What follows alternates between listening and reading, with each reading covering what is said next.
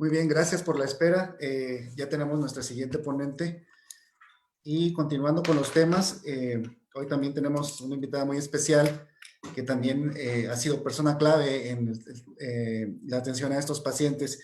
Y me refiero a la licenciada en enfermería especialista Lorena Flores Montano. Ella es licenciada en enfermería con especialidad en cuidados intensivos. Además está inscrita a la unidad de cuidados intensivos y la unidad COVID-19 del Hospital General Zacatecas. Y el día de hoy nos va a compartir el tema choque y vasopresores, manejo de enfermería en pacientes críticamente enfermos. Muy bien, bienvenida, licenciada, adelante. Hola, Shui, muy buenos días. Gracias por la invitación.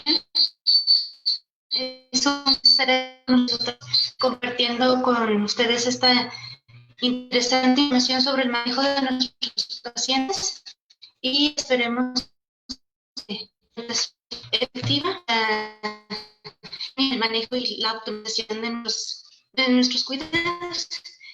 Sin más, pues vamos a comenzar. Bueno, pues el día de hoy vamos a el licenciado, vamos a hablar un poco del estado de shock y vasopresores en el manejo de los pacientes críticamente enfermos, enfocados en en el manejo del paciente con COVID-19.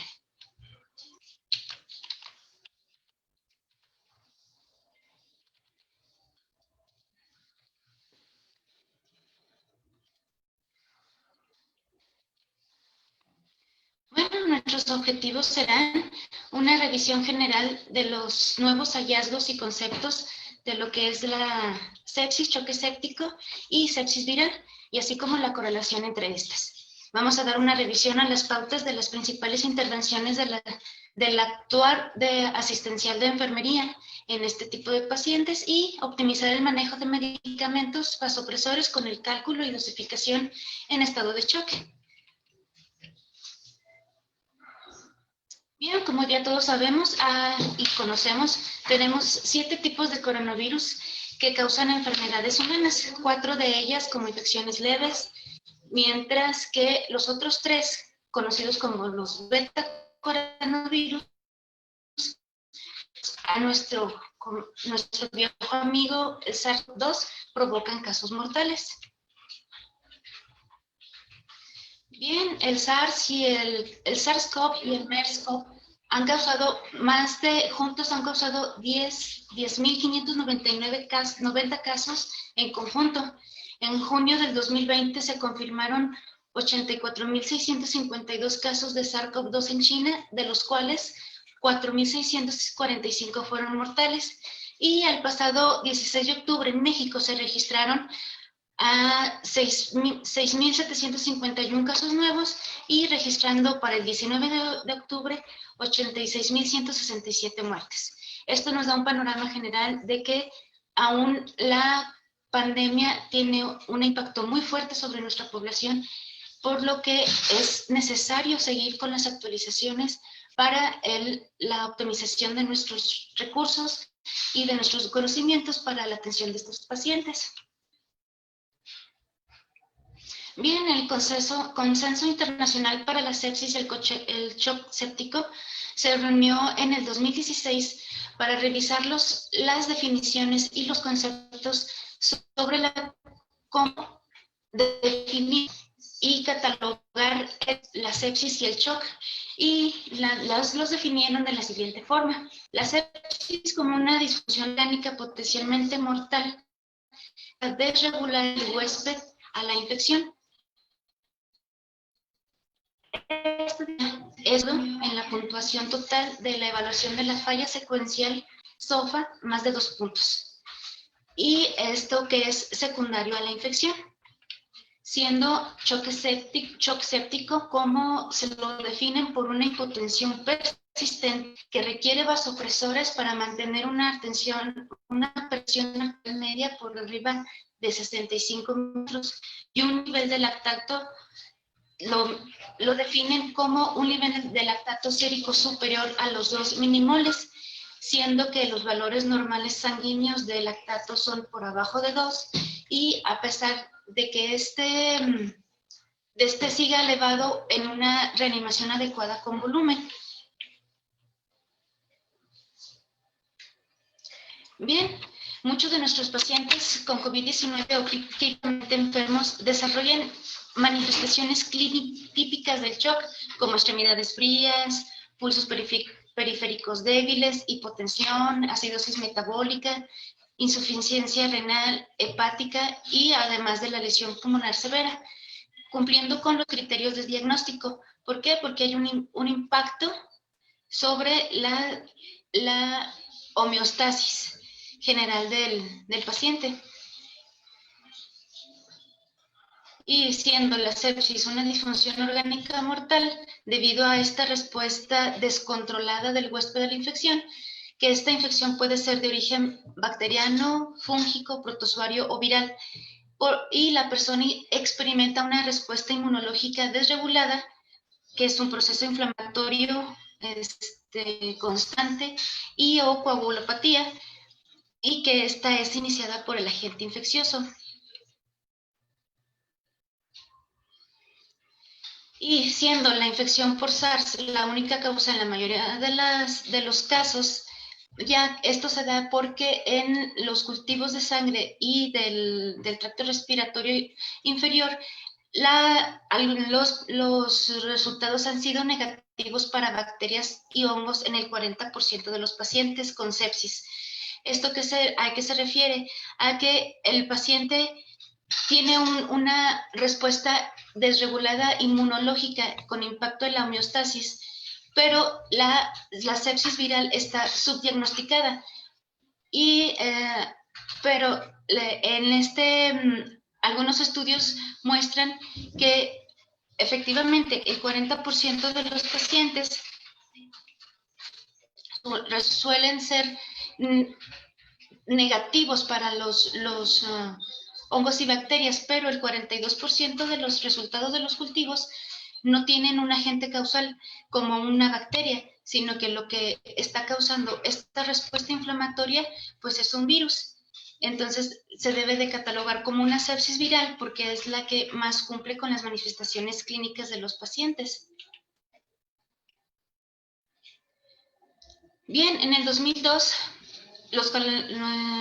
en el Departamento de Medicina Crítica del Departamento de la Medicina Pulmonar y de Medicina Crítica y el Centro de Respiraciones del Centro de Investigación de Enfermedades en China, en 2020 hacen una actualización, hacen un estudio epidemiológico y mencionan que se ha demostrado que las bacterias son el patógeno predominante de la sepsis y que aunque la comprensión actual de la fisiología de la sepsis ha mejorado, las diferencias entre la sepsis bacteriana y la viral a nivel fisiopatológico aún no se entienden muy bien. La diferencia, hay una línea muy delgada entre pasar de una sepsis de origen bacterial a una sepsis viral, es una línea muy delgada.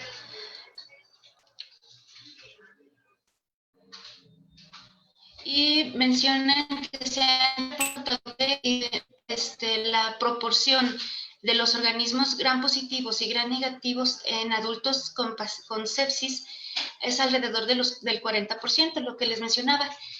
Aunque, sin embargo, la mayoría de estos pacientes, el 42% con sepsis, la causa muy probable es viral. Bien, mencionar un poco de lo que es la fisiopatología que ellos estudiaron y ellos vieron fue que la sepsis viral es un síndrome altamente heterogéneo y multifacético, pero que no se limita solamente al pulmón, siendo el pulmón el órgano blanco de los virus. Ya sea, mencionaban también de la influenza H1N1, que también muestra características y desencadena sepsis. Y menciona que en los hallazgos en este estudio que realizaron muestran que la mitad de las muertes confirmadas con COVID-19 desarrollaron una lesión renal aguda, falla hepática, lo que muestra, y también coagulopatías, lo que muestra que hay una disfunción orgánica, lo que sigue cumpliendo con los criterios para un diagnóstico de choque séptico. y también mostraron que también desarrollaban insuficiencia cardíaca. Y por lo tanto, la disfunción multiorgánica determina que la sepsis es más complicada que una neumonía viral.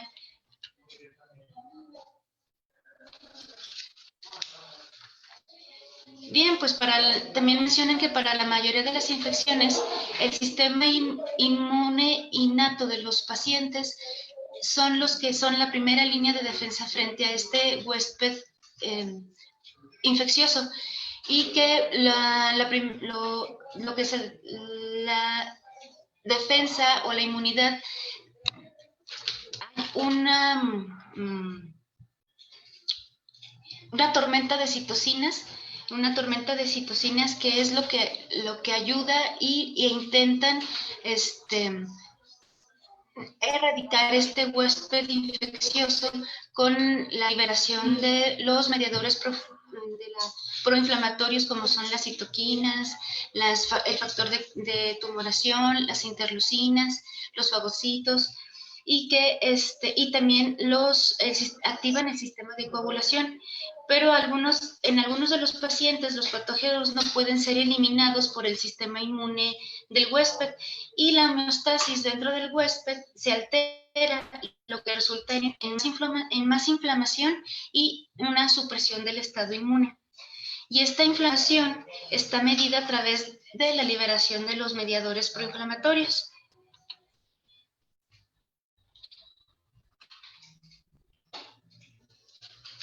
Bien, y como ya se mencionó anteriormente, la supresión inmune que genera todo este círculo vicioso, entre más daño endotelial, hay más liberación de mediadores de inflamación, hay una supresión inmune que se caracteriza por la disminución de la inmunidad innata y adaptativa después de esta inflamación excesiva que hay. Lo que mencionan que también puede haber una reactivación viral y aumenta la probabilidad de infecciones bacterianas secundarias, y lo que aumenta la mortalidad. Bien, aquí tenemos un esquema muy básico que nos muestra cómo nuestra inmunidad innata puede llevarnos a una infección no tan severa, y cuando hay un desencadenamiento o demasiada replicación viral, ya hay un daño endotelial severo, lo que se desencadena más liberación de mediadores inflamatorios, hay apoptosis celular, y lo que lleva a una disfunción orgánica. Pues bien, pues la fisiopatología en sepsis aún no se comprende con precisión, pero se considera que es una interacción compleja entre el patógeno y el sistema inmunológico del huésped. Y la respuesta fisiológica normal a la infección localizada incluye activación de los mecanismos de defensa del huésped, que resulta en la entrada de neutrófilos y monocitos, liberación de mediadores de inflamación, vasodilatación local, aumento de la permeabilidad endotelial y activación de las vías de coagulación.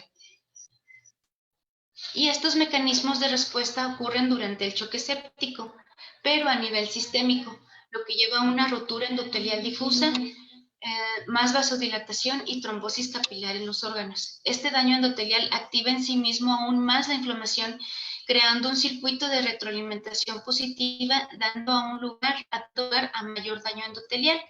Esto, lo que si no hay una intervención efectiva o una respuesta del paciente, nos lleva a un síndrome de disfunción orgánica múltiple y a la muerte.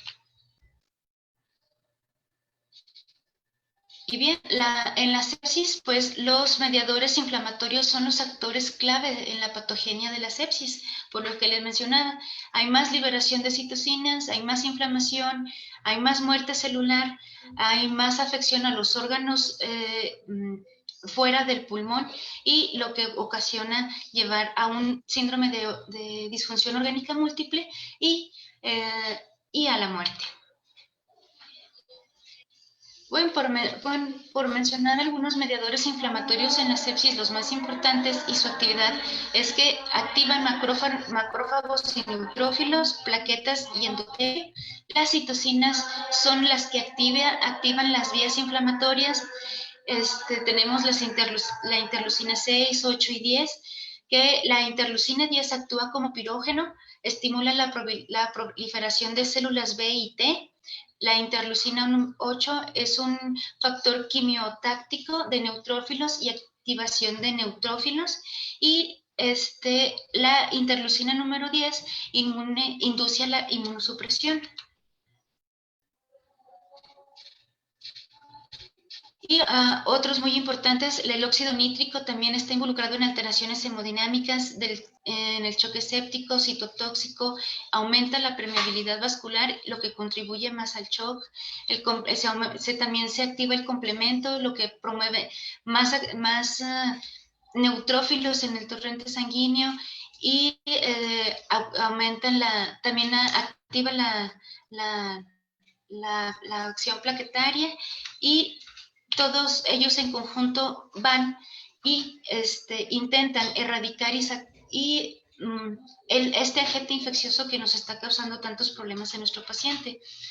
Y bien, algo muy importante es que recordar de que comprender la fisiopatología en la sepsis originada, que la causa más probable sea el virus del COVID-19, es algo complicado, pero conocer y tener en cuenta de que en esta fisiopatología es un círculo vicioso, que entre más inflamación hay más daño endotelial y hay más deterioro del paciente en las funciones orgánicas de nuestro paciente, es lo que nos va a desencadenar una respuesta inflamatoria severa, que es un proceso que va a determinar muchísimo la recuperación de nuestro paciente.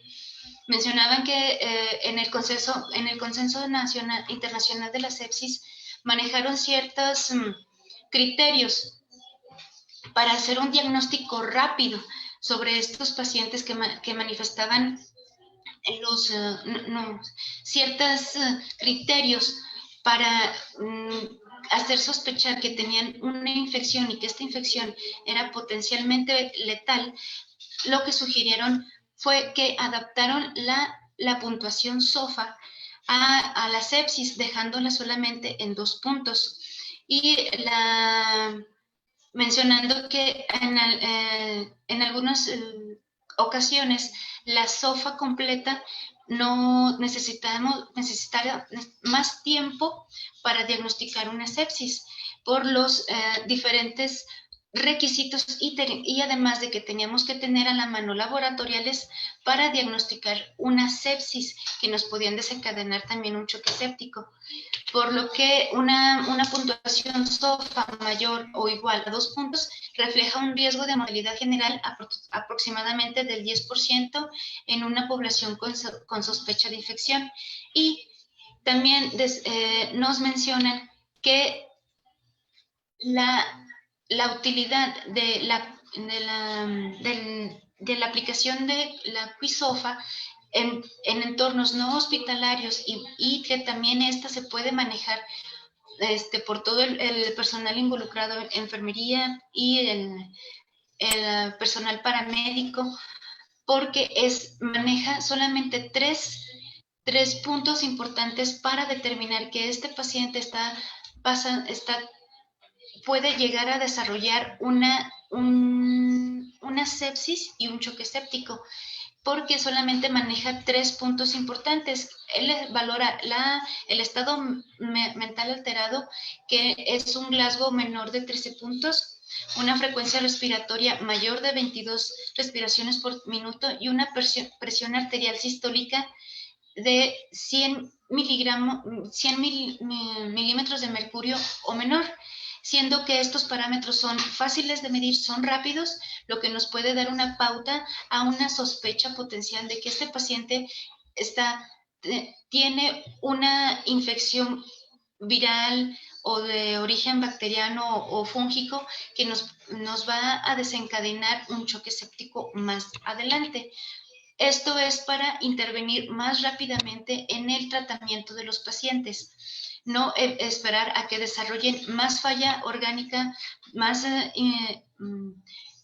respuesta inmunitaria excesiva y poder darle una atención efectiva y rápida. Y bien, pues el actuar de enfermería en este panorama es muy importante porque nosotros tenemos el contacto directo con nuestros pacientes y tener en cuenta y poder manejar y conocer estos criterios para un diagnóstico, no un diagnóstico, sino una sospecha rápida de que nuestro paciente está desencadenando estas respuestas. Es muy importante nosotros estar en la cabezada del paciente, que nosotros estamos frente a ellos y estarlos valorando continuamente con estos 3 puntos, sea que el paciente lo tengamos sometido o no a apoyo hemodinámico invasivo, una ventilación mecánica, y podemos prevenir que estos pacientes hagan una disfunción multiorgánica y la respuesta del paciente no nos dé tiempo a actuar de manera pronta. Y en la unidad de cuidados intensivos, el profesional de enfermería tiene la responsabilidad del cuidado del paciente. Estos se encuentran inmunocomprometidos, críticamente enfermos, por lo que necesitan un monitoreo constante a través de medios que pueden ser o no invasivos, por lo que el mantener las técnicas en la atención de este paciente lo más asépticas es imperante, ya que estas pueden tener un efecto directo y serio en el aumento del riesgo de morbimortalidad. Bien, hay muchísimas intervenciones y muchísimos cuidados de enfermería enfocados en un paciente críticamente enfermos. Por cuestiones de logística no podemos mencionarlas todas. Yo las englobé en 3 que me parecieron a mí las más importantes, y la primera que vamos a mencionar pues es el mantenimiento de las precauciones universales, que son las acciones esenciales para la seguridad del paciente y del personal de salud. Recordemos que primero estás tú y luego tú y tu seguridad. En una pandemia no existen urgencias. En este contexto identificamos a nuestros pacientes que van a necesitar una atención más avanzada, pero no por esto vamos a dejar a un lado nuestra seguridad. Hay que recordar que nuestros pacientes cuando van a necesitar una intervención más avanzada, más invasiva, obviamente en el contexto del COVID-19 necesitamos que reforzar nuestros conocimientos sobre la vestimenta que vamos a utilizar para atender a estos pacientes, ya que es muy probable vamos a tener que hacer procedimientos generadores de aerosoles, vamos a estar con ellos directamente en el contacto y pues portar una forma adecuada a nuestro equipo de protección personal es muy importante. Nuestra seguridad, nuestro más gol estándar para la prevención de neumonías, pues de infecciones, de sobreinfecciones en nuestros pacientes, pues es nuestro lavado de manos en situaciones de las medidas de aislamiento, pues es la sanitización de manos en sus 5 momentos, pero en esta ocasión utilizando clorhexidina o gel antibacterial. Y respetar y llevar los protocolos estrictos de nuestras medidas de aislamiento en nuestros pacientes.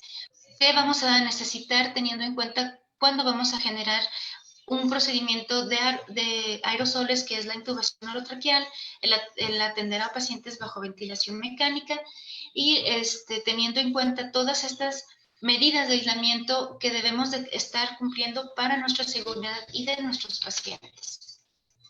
Y pues tener en cuenta que la seguridad del paciente también es muy importante en esto y para reducir ese riesgo de infecciones asociadas a la atención a la salud, para que debido a nuestra supresión inmune que nos está llevando nuestra sepsis viral, pues no coadyuvar a que este paciente se sobreinfecte y que tengamos más puntos infecciosos y más agentes infecciosos con los cuales tener que lidiar. Y obviamente esto va a aumentar el tiempo de permanencia de los pacientes dentro de la unidad de cuidados intensivos, lo que aumenta el requerimiento de personal, insumos, y pues también teniendo en cuenta de que el desgaste físico y emocional que todo esto conlleva. Bien,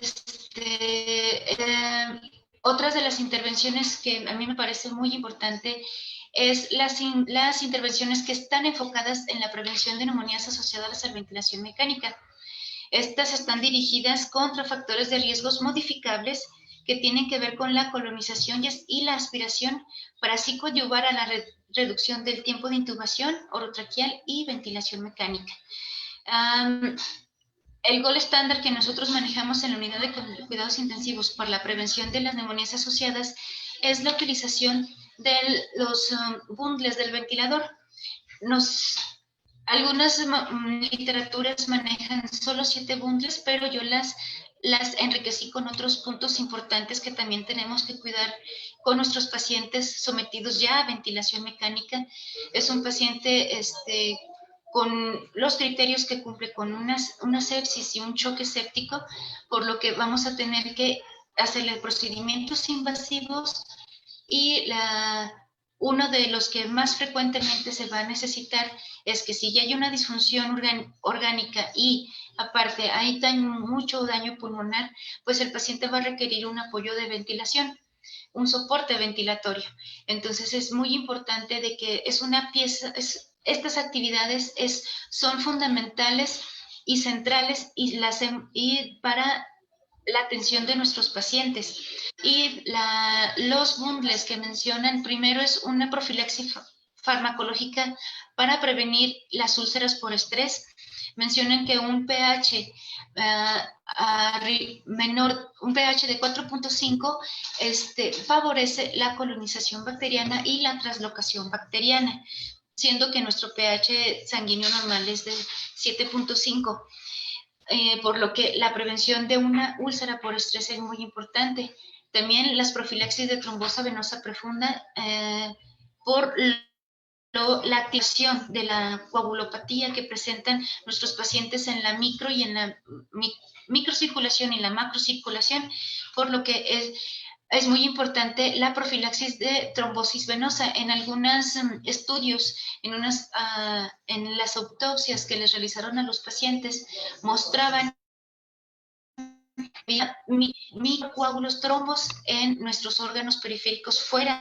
Entonces es muy importante la trombosis venosa profunda.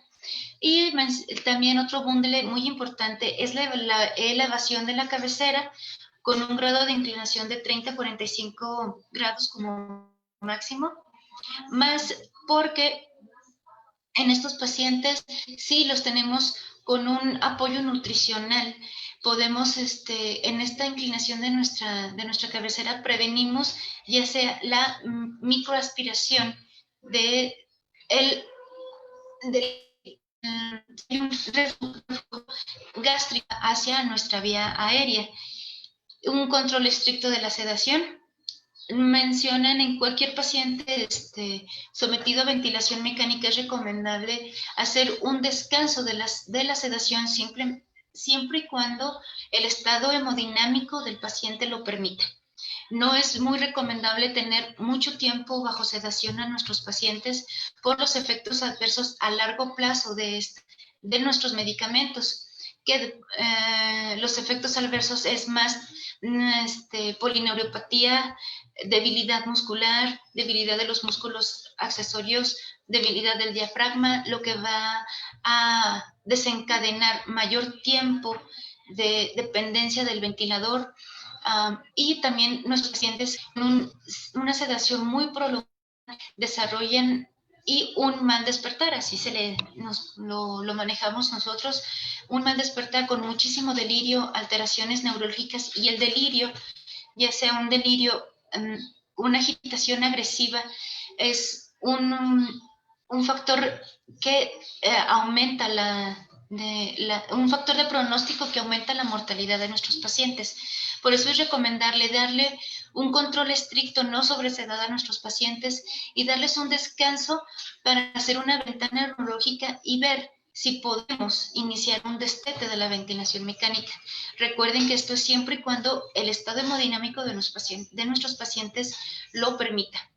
En dado caso de que nuestro estado hemodinámico aún no nos permita iniciar un destete de la ventilación mecánica, podemos iniciar medicamentos intravenosos que nos ayuden a prevenir y a controlar esos estados de delirio cuando nuestros pacientes podamos empezar a suspender sedación y empezar el destete.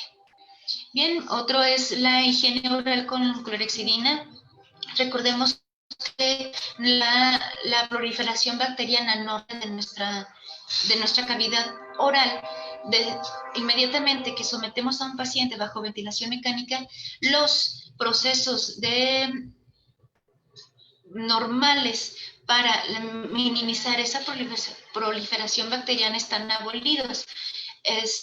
Y hay un acúmulo de secreciones orofaringeas porque sus reflejos de protección de la vía aérea, que uno de ellos es la deglución, está abolido, por la que nuestro paciente está bajo sedación, está paralizado para poder optimizar esa ventilación.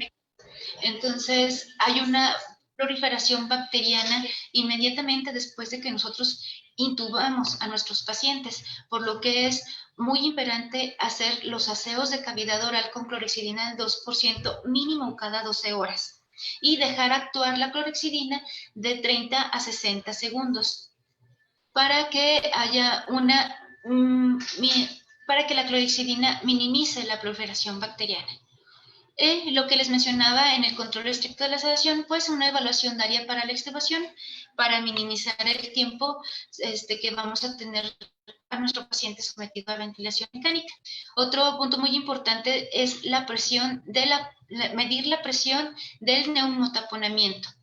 El neumotaponamiento o CUF o el globo de los tubos endotraqueales juega un papel importante en estos bundles del ventilador porque hace un sello traqueal, lo que impide que las secreciones de la orofaringe transcurran alrededor de él hacia el tracto respiratorio inferior. Es muy importante mantener esta presión del neumotaponamiento de 20 a 30 centímetros de agua. Es muy importante que cuando nosotros vayamos a medir nuestro neumotaponamiento,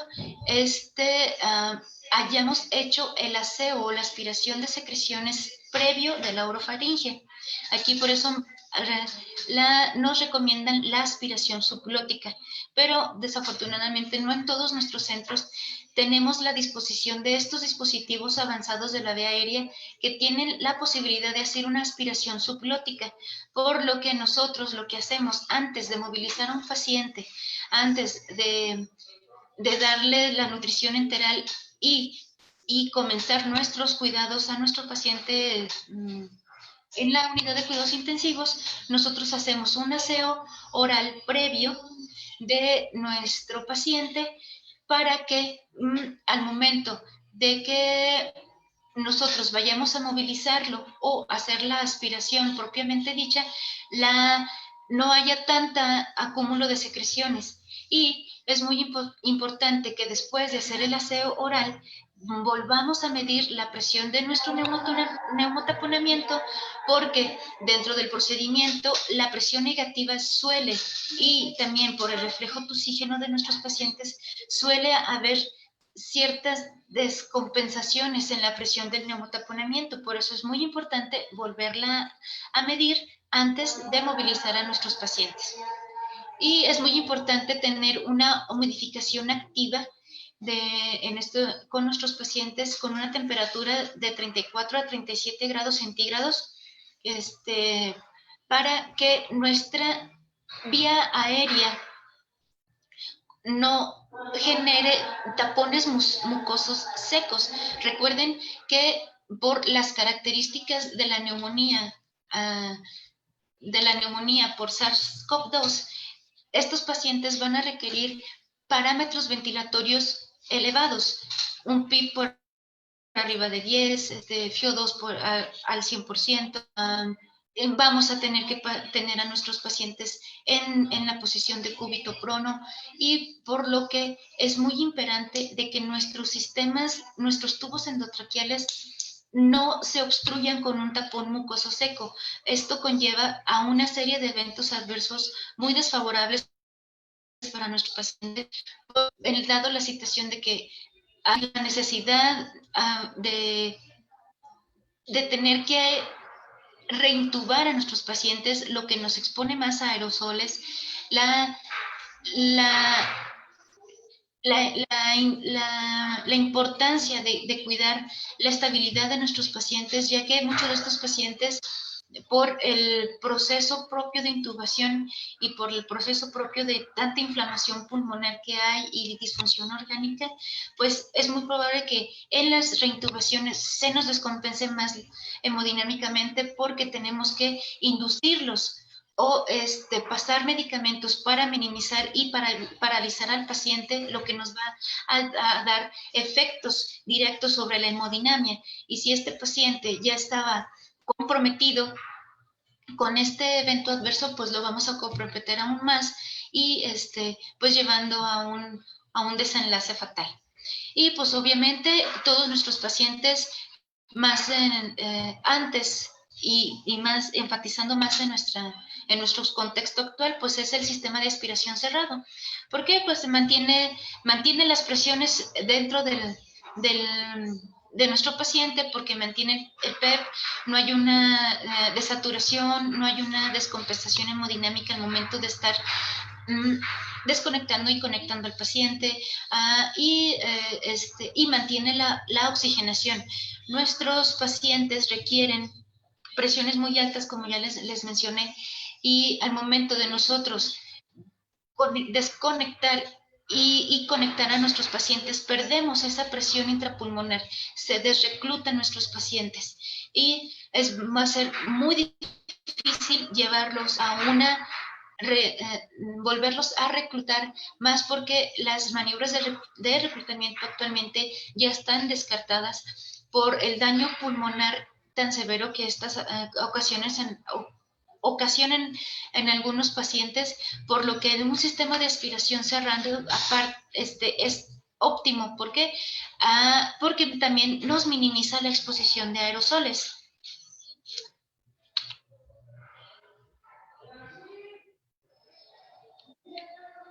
Bien, otro punto muy importante es nuestra monitorización hemodinámica.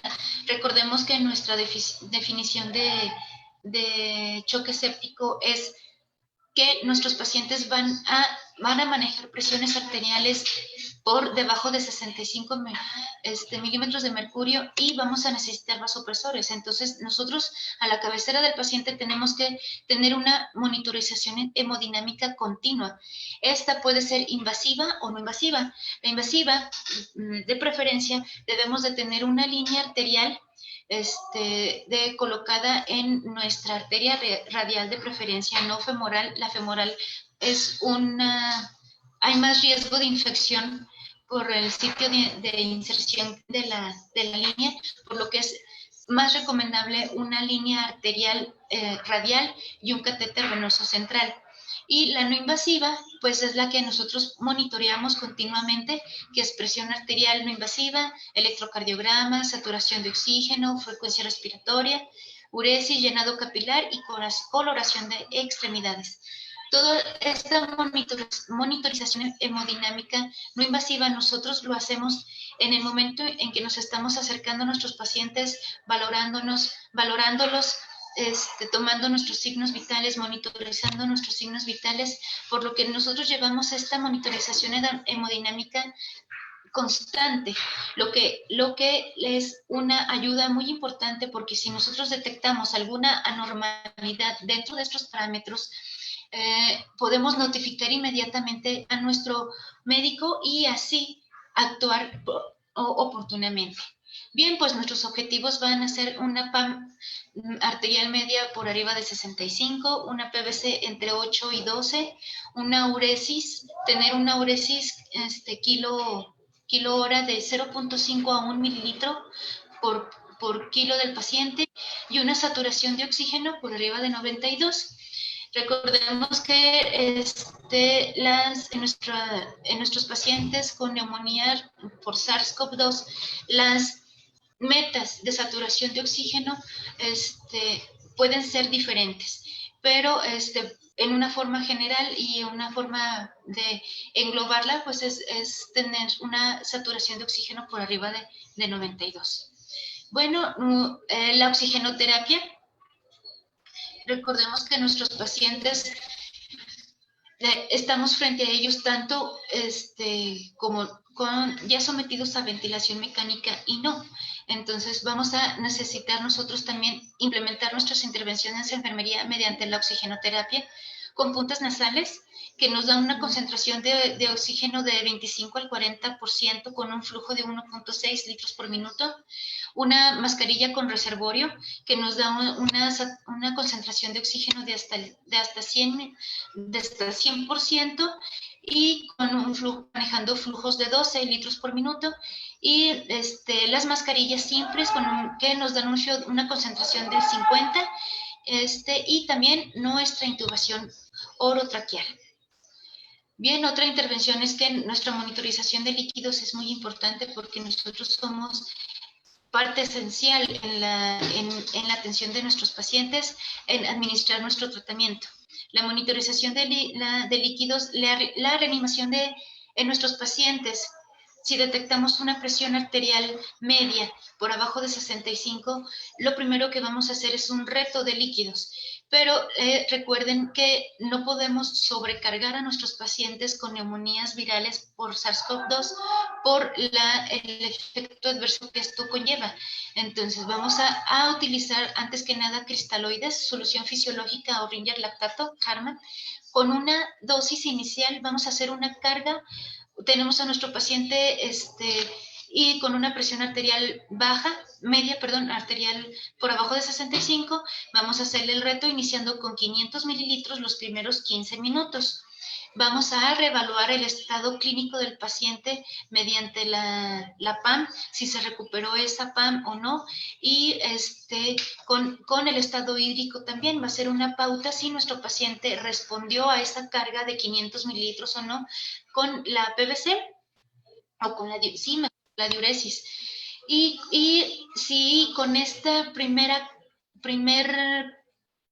volumen que nosotros le pasamos a nuestro paciente no hay una mejora clínica, vamos a continuar con una infusión de 30 mililitros por kilo mínimo durante las primeras 3 horas. No podemos estar sobrecargando a nuestros pacientes. Si en estas 3 horas el paciente no respondió a la reanimación con volumen, entonces ahora sí vamos a darle un soporte con vasopresores que vamos a utilizar. Recomiendan en choque séptico por SARS-CoV-2, norepinefrina y en segunda opción, vasopresina.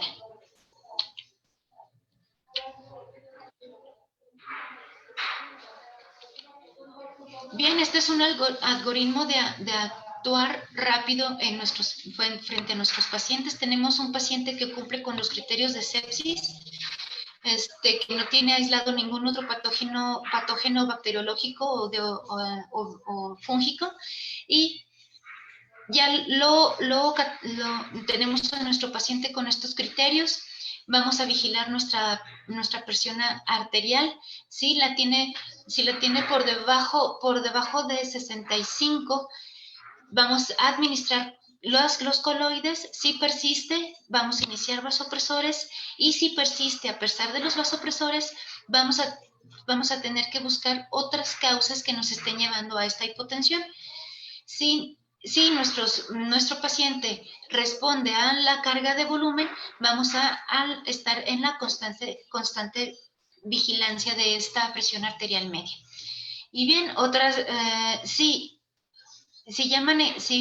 valoramos a nuestros pacientes y a pesar de los vasopresores aún continúa con la hipoperfusión celular, etcétera, hay que buscar otras causas que nos estén persistiendo el estado de choque, como falla cardíaca, insuficiencia suprarrenal, pero esto ya es en un manejo interdisciplinario. Tendríamos que hacer un eco, a nuestros pacientes, ultrasonidos, etcétera.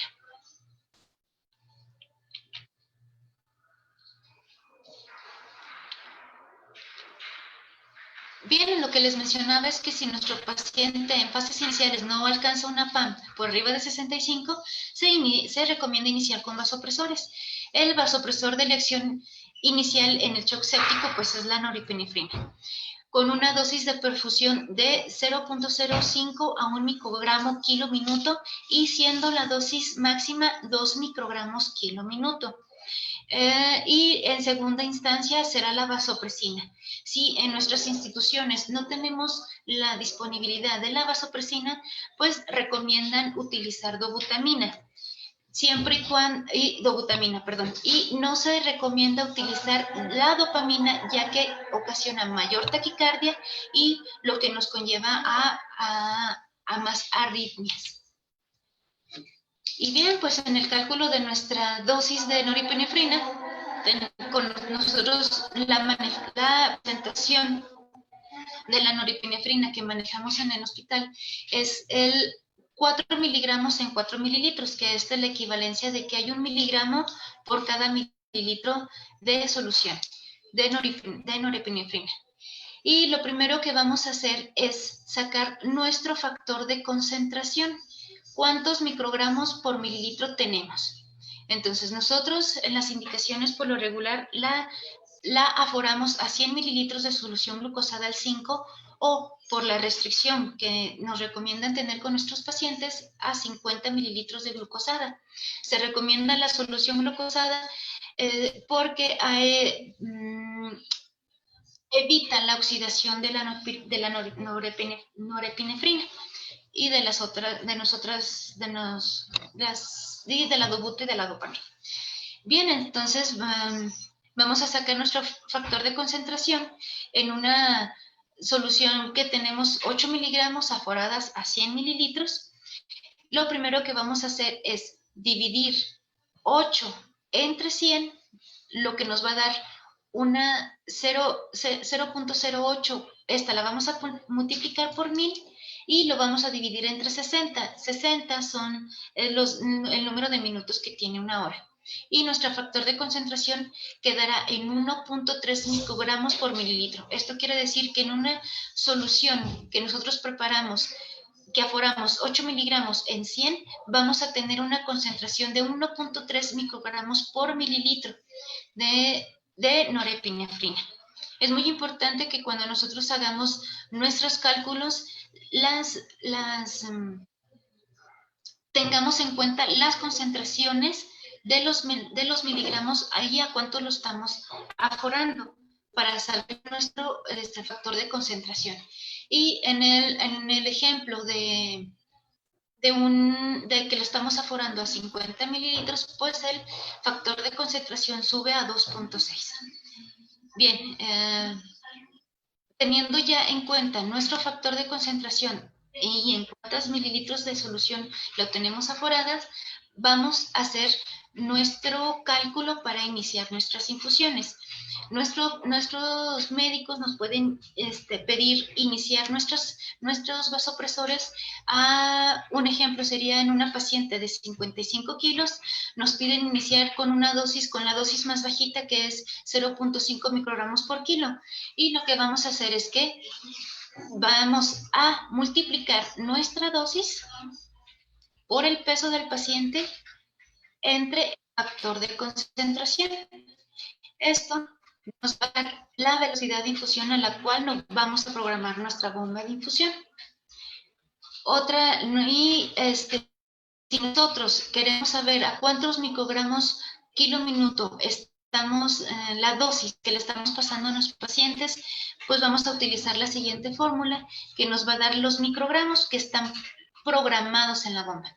Vamos a tomar el mismo peso del paciente, pero ahora lo vamos a hacer a la inversa. Vamos a multiplicar, no, vamos a dividir, perdón, nuestro factor de concentración entre el peso del paciente, lo vamos a multiplicar por la velocidad de infusión, que está a 2.1, aquí me equivoqué, disculpen, y nos va a dar una concentración de que a 2.1 mililitros por hora, no estamos pasándole 0.49 microgramos por kilo, que es lo que es nuestra dosis de 0.5 microgramos.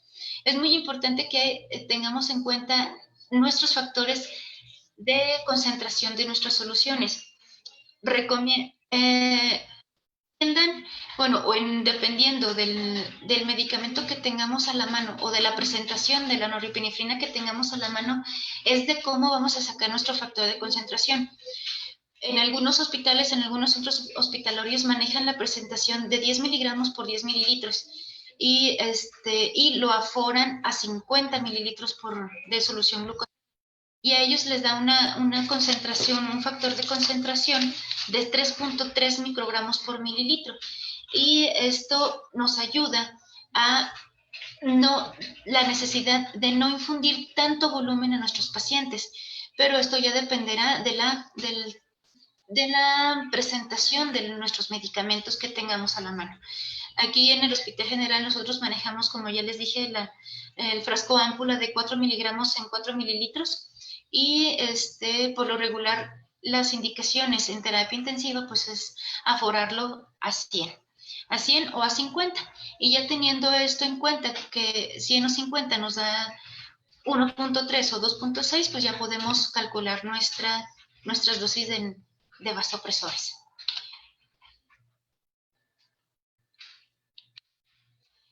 Y bien, pues aquí es el ejemplo de la dobutamina. Nuestra dilución, recordemos de que si no tenemos norepinefrina o ya no hay una respuesta favorable a la norepinefrina, vamos a iniciar con la dobutamina. Entonces, igual, simplemente vamos a usar las mismas fórmulas que para el cálculo de la anterior, y vamos a tener un factor de concentración de 500 miligramos aforados en 250, que es lo estándar que nosotros manejamos en las diluciones, y vamos a tener un factor de concentración de 33.3. Utilizamos las mismas fórmulas para sacar tanto la dosis a qué velocidad de infusión vamos a programar y cuánta dosis le está pasando dependiendo de la velocidad de infusión que está programado nuestro medicamento. Y bien, pues para concluir, todo lo antes que mencioné y que de alguna forma traté de englobar es que se deduce que el personal de enfermería en la unidad de cuidados intensivos y salas de emergencias juegan un papel vital en el cuidado de los pacientes en choque séptico, y que la prevención es fundamental para evitar la sobreinfección de los mismos, llevando a cabo pues las medidas universales.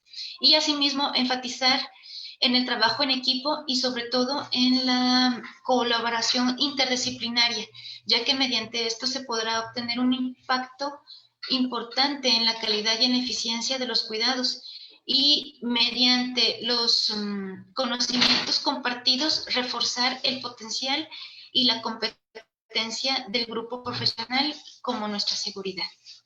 Pues muchas gracias, espero que esta revisión rápida, es un tema muy complejo, muy completo.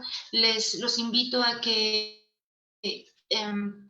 lean, de que se informen más sobre las respuestas de esta nueva sepsis viral que nos está provocando el COVID-19, pues para mejorar la atención que les estamos brindando a nuestros pacientes. Y pues, sin más, me despido. Muchas gracias.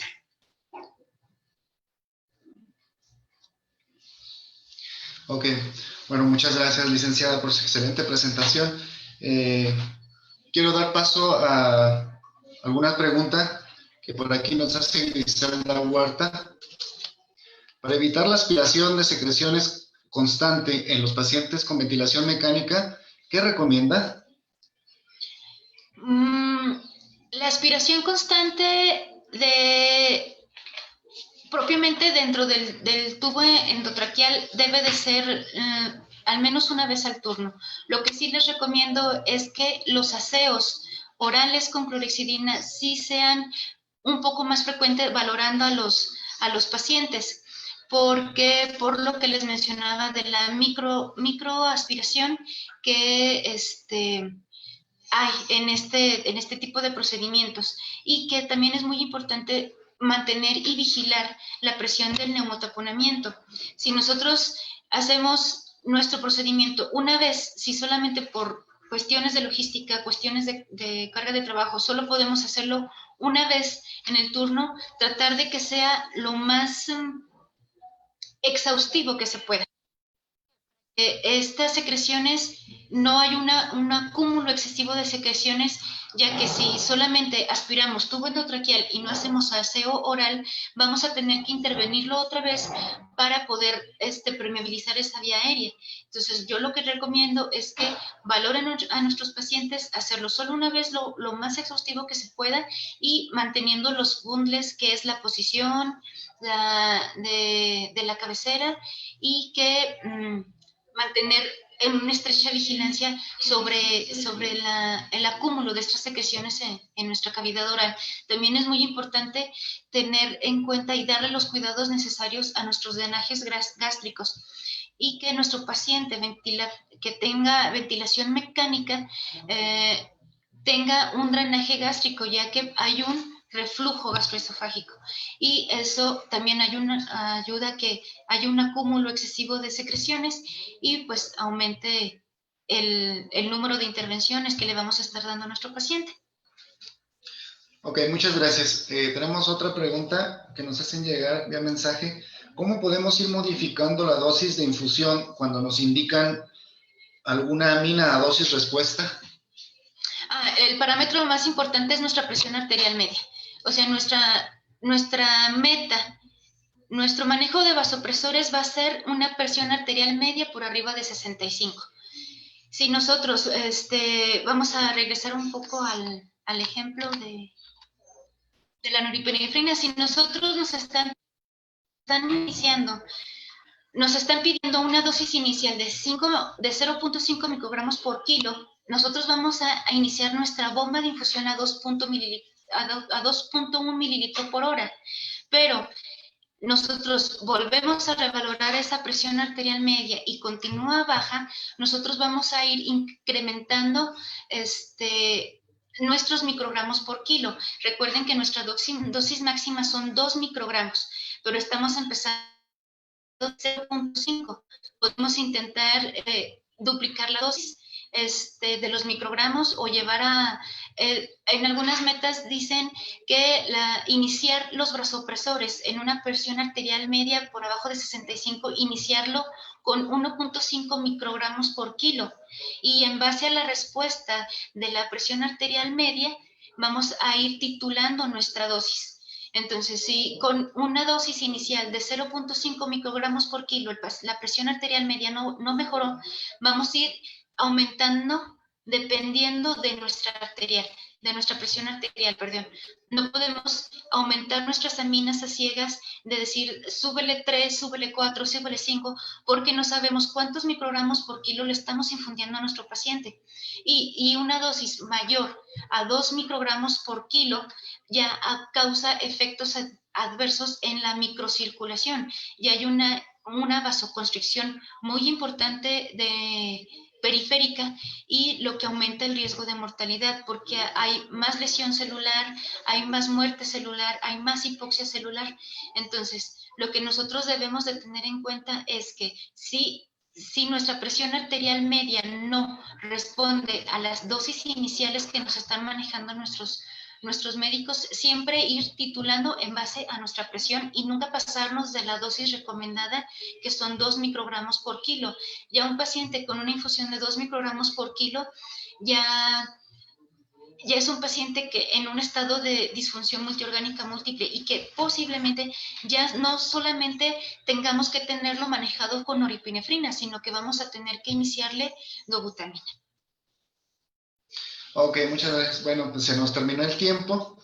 Muchísimas gracias, licenciada Lorena Flores Montano, por su excelente presentación y como siempre es un gusto tenerla aquí y ojalá nos pueda seguir acompañando. Muchas gracias, igualmente.